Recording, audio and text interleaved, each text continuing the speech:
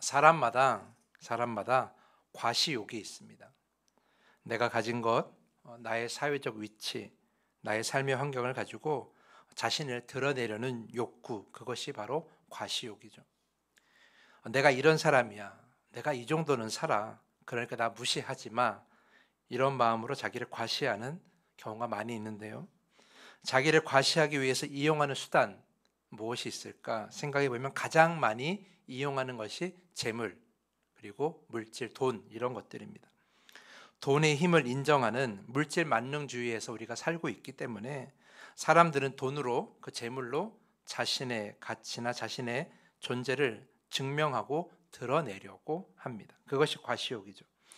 그래서 돈이 아니라 신이 되어버린 그런 상황 속에 살고 있는 거예요. 그러니까 하나님의 자리에 돈을 놓아놓고 그 돈의 힘을 믿고 돈으로 자기를 드러내는 사람들이 너무나 많이 있는 거죠. 그래서 하나님께서는 이미 일찍이 우리에게 말씀하셨어요. 하나님과 재물을 동시에 사랑할 수 없다라고 말이죠. 재물은 신이 될 수 있다는 것을 하나님은 아셨기 때문에 그것을 우리가 신처럼 여기는 것을 주의하라라고 말씀하셨습니다. 그런데 여러분, 제가 오늘 드릴 말씀은 재물에 관한 이야기가 아니에요. 재물 말고도 자신을 과시하는 수단으로 사용되는 것이 한 가지가 더 있어요. 그것이 무엇이냐? 바로 사람입니다. 사람. 아주 오래전부터 돈만큼이나 사람을 곁에 두고 또는 사람을 이용해서 자기 과시의 수단으로 이용되던 경우가 너무나 많이 있어요. 성경에도 그런 내용이 있고요. 오늘 본문도 그와 관련이 깊은 이야기입니다. 오늘 본문 이야기를 잠깐 하면 예수께서 이 땅에 오셔서 공생애를 시작하시고 유대 사회에 큰 센세이션을 일으키고 유명 인사가 되었을 때 사람들이 다 예수를 쫓을 때 그때 그 이전에 예수님께서 공생애를 시작하기 전에 먼저 유명해진 사람이 있었어요. 그 사람은 바로 세례 요한입니다. 예수님의 제자 요한이 아니라 세례 요한을 여러분 잘 기억하셔야 돼요. 그는 선지자와 같은 모습으로 일반인과 좀 다른 모습으로 광야에서 지내면서 유대인들에게 회개를 요구했어요. 그러면서 세례도 주고 그들에게 새로운 삶을 살 것을 요구했죠. 그런데 세례 요한이 예수보다 먼저 이 땅에서 태어난 것은 자신의 어떤 존재를 드러내기 위함이 아니라 예수 그리스도의 오심을 증언하기 위해서 이 땅에 먼저 온 거예요. 그래서 요한복음 1장을 보면은 자신은 예수님의 길을 예비하는 자라고 스스로가 증언하고 예수를 그리스도라고, 예수를 메시아라고 가르치는 모습을 우리가 목격할 수 있습니다. 그런데 문제는 세례 요한을 먼저 따랐던 사람들이에요. 그러니까 세례 요한의 제자라고 일컬었던 사람들이 세례 요한을 주목하던 사람들이 자꾸 예수님을 주목하다 보니까 그것을 큰 문제라고 생각해 버린 거예요. 자, 오늘 읽은 26절 말씀 제가 다시 읽어보겠습니다. 그들이 요한에게 가서 이르되 랍비여, 선생님과 함께 요단강 저편에 있던 이 곧 선생님이 증언하시던 이가 세례를 베풀매 사람이 다 그에게로 가더이다, 이렇게 이야기를 합니다. 세례 요한이 증언하더니, 그러니까 그 사람이 누구예요? 바로 예수님이에요. 세례 요한이 증언했던 그 예수님께서 세례를 베풀고 말씀을 가르치니까 예수님께로 사람들이 몰려간 거죠. 맨 처음에는 세례 요한에게 사람들이 몰려갔었는데 이제는 그 사람들이 누구한테 간 거예요? 예수님께로 간 거죠. 그래서 쉽게 말하면 세례 요한의 제자들, 그러니까 세례 요한의 공동체가 지금 위기감을 느끼는 거예요. 그리고 예수 그리스도를 따르는 예수의 공동체를 견제하는 그런 말을 지금 세례 요한에게 하고 있는 겁니다. 이것은 단순한 세력 경쟁이 아니라 자신이 따르던 스승, 세례 요한, 그리고 자신이 따르는 공동체, 그 세례 요한 공동체가 예수님과 또한 예수님을 따르는 그 공동체로 인해서 드러나지 못하는 것, 쉽게 말해 인기가 없어지는 것을 염려하며 불안해하는 그런 말을, 불만을 표현하는 거예요. 왜냐하면 세례 요한의 제자들은 그들의 겉으로는 말씀을 배우고 온전한 하나님의 백성을 사는 것이 목적일지 모르겠으나 그들에게 속에는 그들의 마음속에는 뭐가 있어요? 세례 요한을 통해서 자신을 과시하고 싶은 마음이 있었다라는 거예요. 쉽게 말해서 이런 거죠. 내가 이런 사람 밑에서 공부한다고, 내가 이런 사람의 제자라고, 내가 이렇게 유명한 세례 요한의 공동체 안에서 함께 지내고 있다고, 이런 자기를 과시하는 그런 자랑을 하고 싶었다라는 거예요. 아마 예수님께서 이 땅에 오시기 전에는 그런 과시가 가능했을지 몰라요. 왜냐하면 세례 요한은 예수님이 오기 전에는 이미 유대 사회의 유명인이었으니까, 유명인사였으니까 당연히 세례 요한의 공동체는 주목받았을 것이고 인기가 많았을 거예요. 그런데 예수님께서 딱 등장하자마자 세례 요한의 공동체는 그만큼 인기가 사그라드는 거예요. 아무도 주목하지 않는 거죠. 그래서 자신들의 공동체가 약해지고 자랑할 것이 없게 되자 불안하게 생각하고 불평을 가지는 거예요. 그런 말이 오늘 이 26절 말씀이라는 거죠. 단지 어떤 상황을 보고하는 것이 아니라 큰일 난 것처럼 우리의 사람들이 자꾸 그 사람들에게 가고 있다는 그런 문제의식을 전하고 있는 것이죠. 이것이 바로 자신을 과시하려는 그런 마음 때문에 생겨난 일이라는 거예요. 이렇게 사람을 과시하는, 사람을 가지고 자신의 사람을 자랑하고 자신의 힘을 드러내려는 그런 사람들의 모습은 그때도 있었지만 지금도 우리 교회 안에 존재하고 있습니다. 자, 한번 생각해 봅시다. 하나님보다 담임 목사를 더 자랑하고 담임 목사를 따라가는 그런 성도들이 교회마다 너무나 많이 있어요.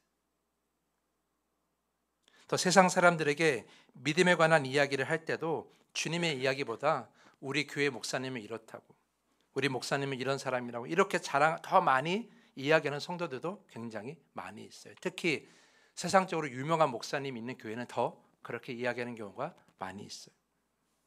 분명 설교 또한 하나님의 말씀에도 불구하고 내가 하나님의 말씀을 들었다고 생각하는 것이 아니라 그 유명한 목사님의 설교를 들었다라고 말하고 자랑하는 경우도 우리는 많이 봐요. 목회자도 그렇습니다. 이렇게 자신을 높이는 성도들을 이용해서 자신의 힘을 과시하는 목회자도 너무나 많이 있어요. 그런 유혹에 빠지는 목회자도 많이 있습니다. 성도의 수가 목회자의 자랑거리가 된 것은 이미 오래전의 일이에요.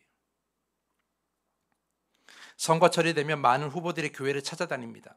한 번도 얼굴 본 적이 없는데 목사님이 그 후보자를 뭐라고 설교해요? 우리 성도라고, 우리 집사라고, 한 번도 본 적이 없는데 우리 권사라고 소개하는 경우도 많이 있어요. 교회는 그 정치인의 힘을 이용해 교회를 과시하고, 그리고 정치인도 교회 속의 성도들의 힘을 서로 이용하는 그런 관계에서 나타나는 정말 보기 안 좋은 모습이죠. 한 전직 대통령은 본인이 다니는 교회 사람들을 주변에 세웠다고 해서 비판을 받은 적이 있어요.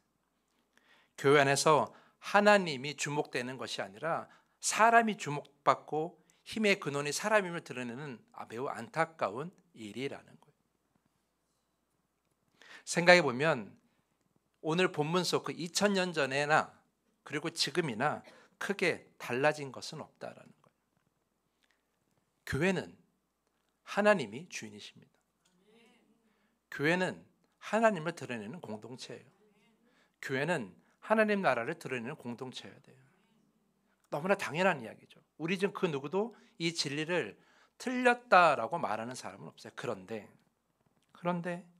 우린 여전히 우리 가운데서 보면 하나님을 자랑하기보다 내가 아는 사람을 자랑하고, 내가 더 많은 사람을 알고 있다고 자랑하고, 그 사람으로 나를 과시하는 그런 경우가 너무나 많이 있어요.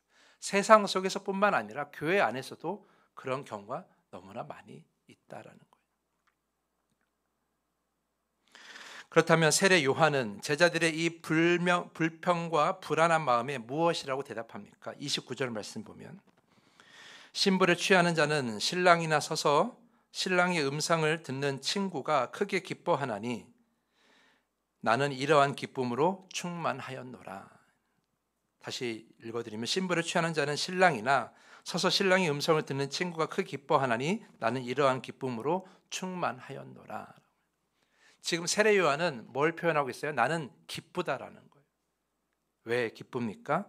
자신이 증언한 메시아, 그 예수 그리스도께서 지금 사역을 시작하셨기 때문에, 세상 사람들에게 말씀을 전하고 있기 때문에, 그 구원의 길을 선포하고 있기 때문에 자기는 너무나 기쁘다라는 거예요. 그래서 자신이 주변 일이라고 할지라도 전혀 문제가 되지 않는다라는 거죠. 왜냐하면 우리의 구원자 되신 예수 그리스도께서 이제 사역을 시작하셨고, 이제 많은 이들이 그를 통하여 하나님께로 나아갈 것을 그는 믿었기 때문이에요. 그래서 제자들이 염려하는 것을 일체 신경 쓰지 않습니다. 자신의 공동체가 사람이 줄어들던, 자신들이 주목받지 못하던, 그거는 결코 중요하지 않다라는 거예요. 단지 예수님 때문에 세례 요한은 기쁘다라고 말을 하고 있는 것이죠. 우리도 이런 기쁨을 회복해야 합니다. 여러분들이 이곳에서 기뻐해야 할 이유는 주님밖에 없습니다. 주님 때문에 기쁘고, 하나님이 나를 구원하셔서 기쁘고, 오늘 주님의 말씀을 들어서 기쁘고, 주님께서 예배 가운데 임재하셔서 기쁘고, 주님이 내 마음을 어루만져서 기쁘고, 그런 이유들로 우리가 기뻐해야 하는 거예요. 내가 누구를 만나서 기쁘고, 누구와 밥을 만나서 기쁘고, 누구 때문에 내 자신을 자랑할 수 있어 기쁘고, 그래서는 결코 안 된다라는 거예요. 하나님이 주인이시고 예수께서 머리가 되신 이 교회에서 드러나고 영광 받아야 할 것은 오직 주님밖에 없습니다. 주님의 영광이 드러날 때는 우리는 어떻게 해야 돼요? 한없이 기뻐해야 하는 거예요. 오늘 세례 요한처럼 말이죠.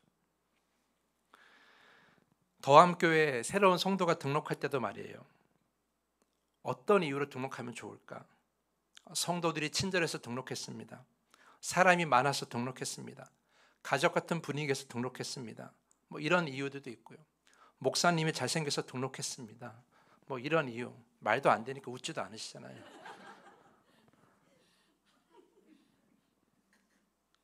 이런 말도 안 되는 이유로 등록하고 오는 걸 저는 원치 않습니다. 제가 원하는 건 뭐냐면요, 성도님들이 이 교회 처음 왔을 때 하나님을 온전히 만났습니다. 이곳의 예배가 너무 기뻤습니다. 성령을 충만히 체험했습니다. 하나님의 사랑과 위로를 받았습니다. 이런 말을 듣고 등록하는 교인들이 많았으면 좋겠어요. 왜냐하면 그래야 이 더함교회가 하나님을 드러내는 교회로서 온전히 서 있다는 증거이기 때문이죠. 사랑하는 성도 여러분, 교회는 하나님을 자랑하는 교회입니다. 하나님 나라를 자랑하는 거예요. 그거는 자랑해도 괜찮은 거예요. 사람을 자랑하거나 사람을 이용해서 자기를 과시하는 것은, 그거는 결코 설 자리가 없어야 되는 거예요. 그것이 교회인 것이죠. 그래서 여러분, 한 가지 부탁드리고 싶은 것은 교회 안에서 자기 사람을 만드셔서는 안 되는 거예요. 나를 따르는 사람들로 교회에서 힘을 가지려고 하셔서는 안 된다라는 거예요. 사람의 관계로 자기를 과시하려고 해서는 안 된다는 거예요. 교회는 결코 그런 공동체가 돼서는 안 된다는 거예요. 요즘은 어떤 세상입니까? SNS에 친구가 몇 명인지를 자랑하는 세상이에요. SNS에 팔로워가 몇 명인지, 나의 소식을 꼭 보는 사람이 몇 명인지 그거를 과시하는 세상 아니에요, 요즘이? 그래서 사람으로 자기를 과시하는 시대예요. 나를 따르는 사람, 나를 좋아하는 사람이 몇 명인지를 과시하는 세상이죠. 그래서 일반인과 셀럽이 그렇게 구형되는 거죠. 유튜브도 마찬가지죠. 많은 사람이 내가 만든 영상을 보고 좋아하면, 그래서 돈을 버는 세상이 되어버렸어요. 요즘 세상은 돈만큼이나 사람도 자기 과시를 드러내는 도구가 되고 있는 거예요. 자기의 힘을, 자기의 존재감을 사람으로 드러내는 세상이 되어버린 거죠. 세상이 그렇다고 해서 교회도 그래서는 안 된다라는 거예요. 세상이 그렇게 될지라도 교회만큼은 사람을 통하여 자신을 드러내는 것이 아니라, 우리가 드러나는 것이 아니라 하나님이 드러나셔야 되는 겁니다. 그거 진정한 교회이죠. 우리 교회 자랑거리가 사람이 되어서는 안 되고 하나님이 되셔야 되는 거예요. 왜냐하면 사람을 자랑하는 자는 반드시, 사람으로 과시하는 자는 반드시 교회에 분열을 일으키기 때문이에요. 고린도 교회를 생각해 봅시다. 고린도 교회가 여러 가지 문제가 있었는데 그 중에 하나가 뭐예요? 분열이었어요. 고린도전서 1장 12절 말씀대로 보면 각자 나는 바울의 편이다, 나는 아볼로 편이다, 나는 게바의 편이다, 나는 그리스도의 편이다 이러면서 고린도 교회가 나눠져 있었어요. 자신과 가까운 사랑의 이름을 자랑하면서 자신의 존재감을 드러내는 거예요. 그러다 보니까 각자 자기가 가까운 사람들이 다르니까 그 자신의 존재감을 드러내면서 분열이 되는 거죠. 그룹이 생기는 거예요. 파가 나누어져 있는 거예요. 사람을 자랑하고 사람을 가지고 나의 힘을 과시하다 보면 그렇게 교회 안에 분열이 생길 수밖에 없는 거예요. 그 분열의 문제로 심각한 어려움을 가지고 있던 고린도 교회에게 바울은 이렇게 얘기합니다. 고린도전서 3장 21절 말씀인데 제가 읽어드릴게요. 그런즉 누구든지 사람을 자랑하지 말라. 만물이 다 너희 것임이라. 다시 한번 읽어드릴게요. 그런즉 누구든지 사람을 자랑하지 말라. 만물이 다 너희 것임이라. 왜 만물이 다 너희 것임이라는 가르침은 어떤 의미가 있습니까? 어떤 한 사람이 누구만의 소유가 되는 것이 아니에요. 저는요, 어떤 성도님과 권사님의 목사가 아니라 여러분 모두의 목사입니다. 여러분 모두의 목회자예요. 마찬가지로 어느 한 권사님이 있으면 그 권사님이 어느 집사님이나 어느 성도님의 권사님이 아니라 우리 교회 모든 성도의 권사님인 거예요.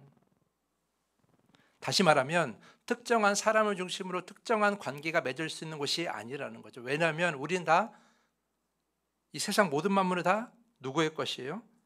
다 우리의 것이라는 거죠. 결국 모든 만물, 이것이 모인 모든 성도가 다 여러분의 것이고 다 여러분의 동역자라는 것이죠. 누구누구의 특별한 관계가 결코 있어서는 안 되는, 다 서로에게 영향을 주고 서로에게 도움을 주고 서로에게 위로를 주며 서로에게 힘을 줄 수 있는 공동체가 바로 교회라는 거예요. 우린 다 서로에게 힘이 되는 동역자입니다.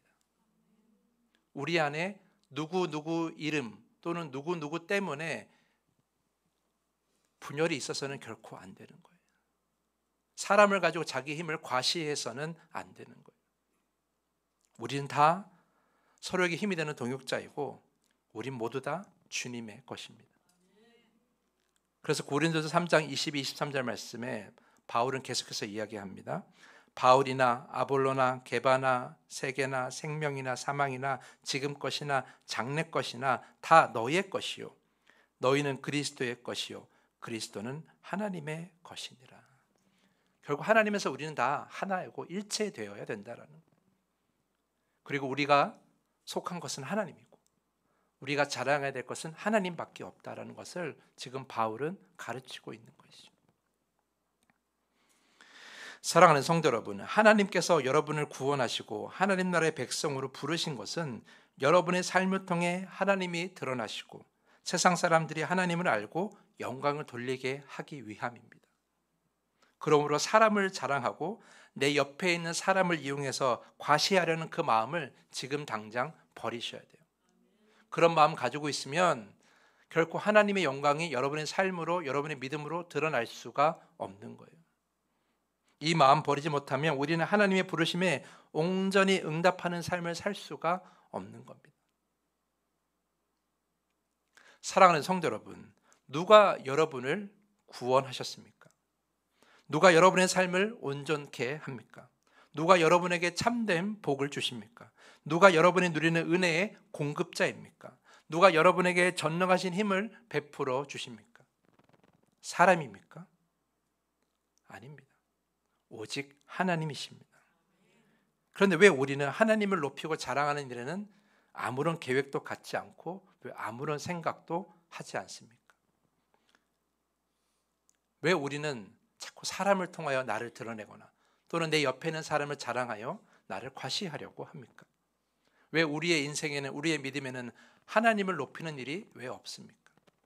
여러분, 사람을 이용하여 자기를 과시하는 것은 완전한 일이 아니에요. 왜냐하면 그 사람도 불완전하기 때문이죠.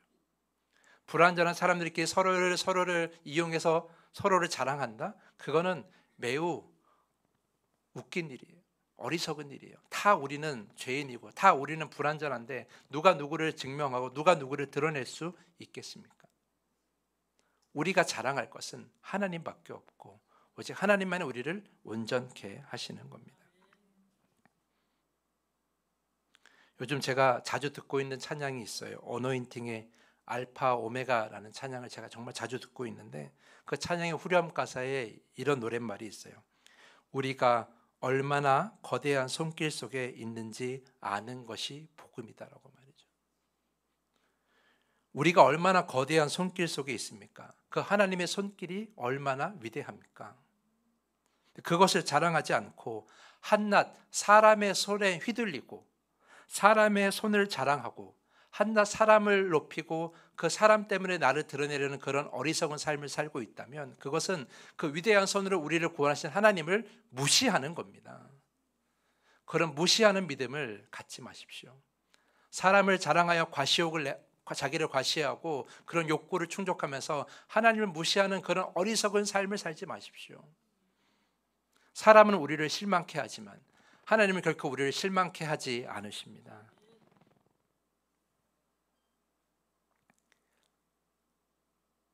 사람을 의지하거나 자랑하지 말고 하나님을 의지하고 하나님만을 높이고 하나님만을 자랑하는 그러면 온전한 여러분 모두가 될 수 있기를 간절히 축복하면서 오늘 말씀을 마치겠습니다.